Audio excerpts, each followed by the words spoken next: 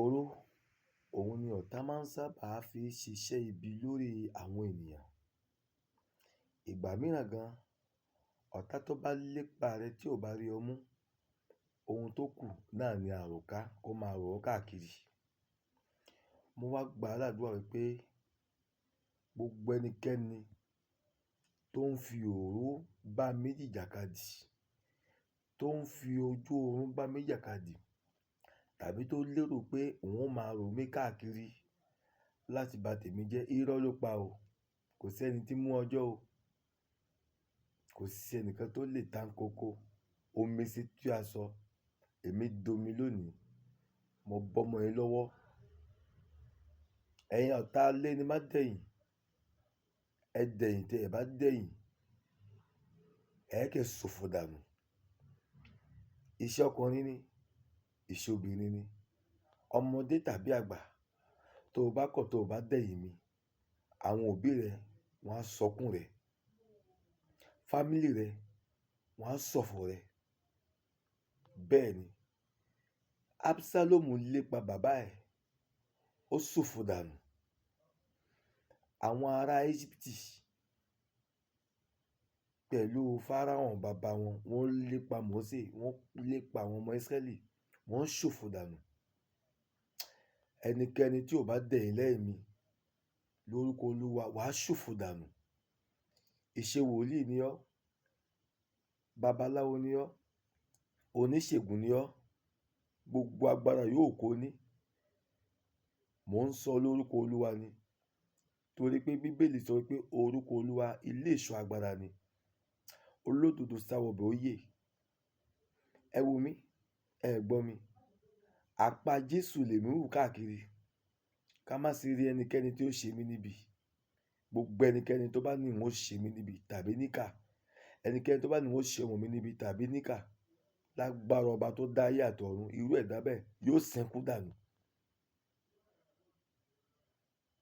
Gbogbo ọkàn láàyè tó bá ní n ò ní dẹ̀yìn lẹ́yìn mi, wọ́n á ròkú ẹ̀ lọlé. Àjálù yóò máa jálù irú ènìyàn bẹ́ẹ̀. Pìtìpìtì ayé ò bá irú ẹ̀dá bẹ́ẹ̀. Ẹ jáwọ́ lọ́rọ̀ mi.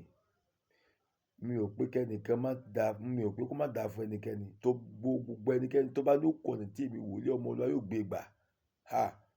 Irú ẹ̀dá bẹ́ẹ̀ yóò ṣòfò dànù nítorí pé omi òfò lomi ẹ̀fọn ṣe. Òfò lomi ẹ̀fọn ṣe. Tó o bá dẹ̀yìn lẹ́yìn mi, mo fi Ọlọ́run ayé, ọ̀run àti búra pé irú ẹ̀dá bẹ́ẹ̀ yóò kín àbùkù. Ẹni wòlíì yóò kó jẹ́, agbára yóò kó ní. Bí n bá rò ọ níbi, tó níbi lókù tí ó kè mí. Mò ń sọ pẹ̀lú ìdánilójú pé wọ́n á túfọ̀ rẹ lójijì. O ò ní jèrè. Àlàáfíà ara tó òun fi ń ṣakọ yóò di fíafíà. Lágbára ọba tó dá ayé àti ọ̀run, tó o bá lọ jáwọ́ lọ́rọ̀ mi, tó ń rò mí káàkiri, gbogbo ohun tó o bá fi òwúrọ̀ ṣe pátápátá òfò ni yóò padà já sí ní ọ̀sán tàbí ní alẹ́. Bó o bá bímọ 10, kò sí ọ̀kan tó yè nínú àwọn ọmọ 10 ni, torí pé ọmọ 10 ò tó Ọlọ́run pa lóòjọ́. Ọmọ 10 kò tó Ọlọ́run pa ní òòjọ́. Èmi ọmọ ọlọ́mọ tó o bá ní o ò ní dẹ̀yìn lẹ́yìn mi, tó o bá lò ní padà. Ní kò pẹ́ kò jìnnà, gbogbo mọ̀lẹ́bí rẹ wọ́n á ṣọ̀fọ̀ rẹ, wọ́n á jí àkàrà rẹ, ó dẹni àwátì, ó dẹni àkọlẹ̀bò. Mo wí lágbára ọba tí mo gbójúlé, láì ṣe ibi sí èèyàn, láì rò ibi sí èèyàn, láì sọ pé kí tèèyàn má dára. Ẹnikẹ́ni tó bá ní ó kọ̀nà tí èmi wòlíì yóò gbé gbà. Irú ẹ̀dá bẹ́ẹ̀, mo fà á lé kòtò Olódùmarè lọ́wọ́. Ẹ̀mí àwọn wòlíì ò ní fi ọ sílẹ̀. Èlíjà pe iná lórí àwọn ọ̀tá ẹ̀. Iná jó àwọn ọ̀tá ẹ̀, àwọn wòlíì Báálì iná jó wọn run. Gbogbo ẹnikẹ́ni tí ò bá jáwọ́ lọ́rọ̀ mi, gbogbo ẹnikẹ́ni tí máa ń rò mí káàkiri, láì rò ọ́, láì ṣe ọ́ níbi, láì ṣe ọ́ níkà, láì sọ pé kí tìẹ bàjẹ́, mo fi ọba tó ní ẹ̀mí mi búra wípé tọmọtọmọ tìrẹtìrẹ rẹ ẹ parẹ́ ni. Àṣẹ gùn bẹ́ẹ̀ o, kò yí padà o. Lágbára ọba tó ń jẹ́ dàtà sí dàtà rò, dàtá sí dàtarò, dàtá sí dàtarò, kí ibi kó padà tọ́ níbi lọ, èpè kó padà tọ́ lépè lọ, àṣàsí kó padà tọ́ lásàsí lọ. Ọ̀rọ̀ Ọlọ́run sọ níbi kan, ó ní ààyè yóò pa àlejò, wọn á fi bẹ̀rù bojo sá kúrò níbi kọ́lọ́fín wọn. Tá a bá wò ó, aago tó ń lù lọ́wọ́lọ́wọ́ náà ni aago kan kù bí ìṣẹ́jú mẹ́ẹ̀ẹ́dógún.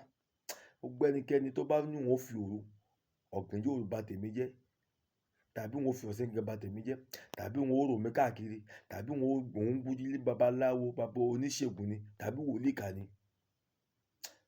wàá ṣòfò ẹ̀mí rẹ̀ dànù. Ara ni yóò san pa irú ẹ̀dá bẹ́ẹ̀ dànù lágbára ògo Ọlọ́run. Ṣùgbọ́n o, tó bá ṣe pé ire mi ló ń wá, àlàáfíà mi ló ń wá, kí ire bá ìwọ náà. Ire ní máa ń tọ ẹni tí ń ṣe ire lọ. Ṣùgbọ́n tó bá ṣe pé oníkà ni ọ́, ìkà náà ni ó pa ọ́ gbẹ̀yìn o. Ní orúkọ Jésù Kristi Olúwa wa, àmín.